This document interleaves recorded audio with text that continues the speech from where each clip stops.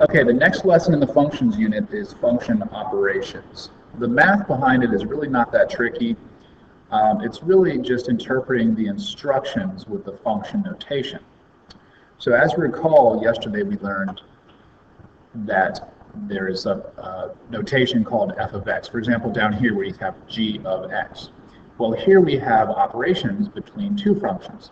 So we have f plus g of x, which basically means f of x plus g of x. Then we have f minus g of x, which is basically f of x minus g of x. And we have multiplication and division. F times g of x is really f of x times g of x.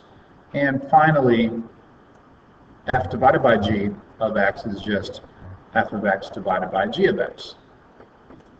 Let's look at our first example. As you can see, we are given two functions. There's f of x, which is equal to this trinomial. There's g of x, which is equal to this trinomial. And the directions tell us to find g minus f of x. And I've gone ahead and written down the interpretation of these instructions, which is g of x minus f of x. And now all we need to do is basically replace g of x with the polynomial that it's equal to, and replace f of x with this polynomial here. Now, I use parentheses to group each of my polynomials because we are subtracting. It's a good idea to use parentheses, for any operation, especially subtraction though, because remember, when you subtract two polynomials, you are actually adding the opposite. You could also think of this as keep, change, change. So as you can see, we've kept all the terms in the first polynomial the same, keep, changed subtraction to addition, and changed each of the terms to the opposite sign.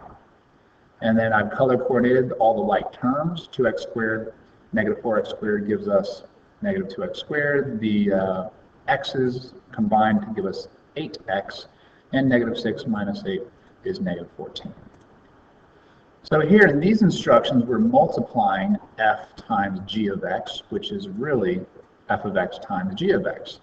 And since f of x is 4 minus x squared, and g of x is 2 minus x, we're multiplying two binomials. And when you multiply two binomials, everybody knows you must FOIL. So the first terms give us 8. The outer terms multiply to give us negative 4x. The inner terms give us negative 2x squared. And the last term gives us positive x cubed.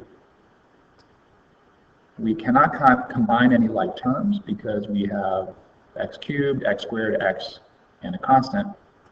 So we write it down as such, listing from highest power to lowest power. Now in this example, we are dividing f divided by g of x, which really can be rewritten as f of x over g of x. And this one's pretty straightforward. It's x squared minus 25 over x plus 5. We factor the difference of squares, and as you can see, the x plus 5s will cancel out. Final answer is x minus 5. And now we're going to evaluate the function given an input value. So the input value is negative 2. So basically, if f of x equals x cubed minus 2x, find f of negative 2. Well, we take negative 2 and we replace all instances of x, just like this. So f of negative 2 equals negative 2 cubed minus 2 times negative 2. Now, don't be confused with the f. Some students last year thought that f of negative 2, this part right here, they thought the f was a variable. It's not a variable. This is the name of the function. This is the instructions, right? This is the instruction that tells us what to do. So we basically evaluate negative 2 cubed, which is negative 8, minus negative 4, which results in negative 4 as our final evaluation of this f of negative 2. Number 6. Here, instead of a replacement value, we're going to have an expression, a binomial, which will be our input value. So a minus b will have to be substituted in for x. So a minus b squared minus 3 is our expression. Again, this part here are the instructions. So we just continue to evaluate this part, and since we are multiplying a minus b times a minus b, we must FOIL combine like terms, negative AB, and our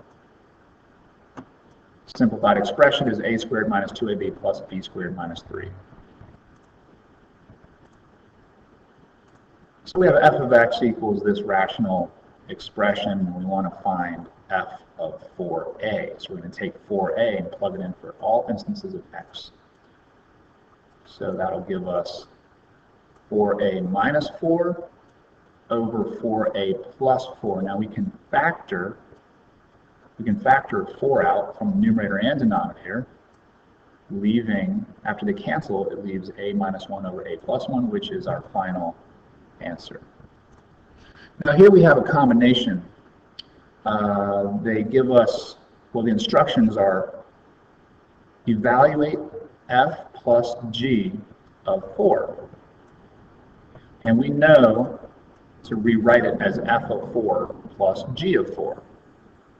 Now don't be confused at the fact that they give us f of x, g of x, and h of x. Sometimes you're not going to use every single function.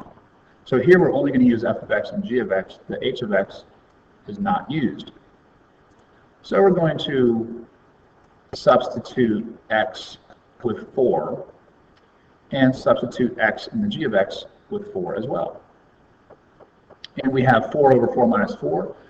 Ladies and gentlemen, we are dividing by 0. And as you know, when you divide by 0, you cannot do that. It is undefined. The function is undefined, and there's no solution.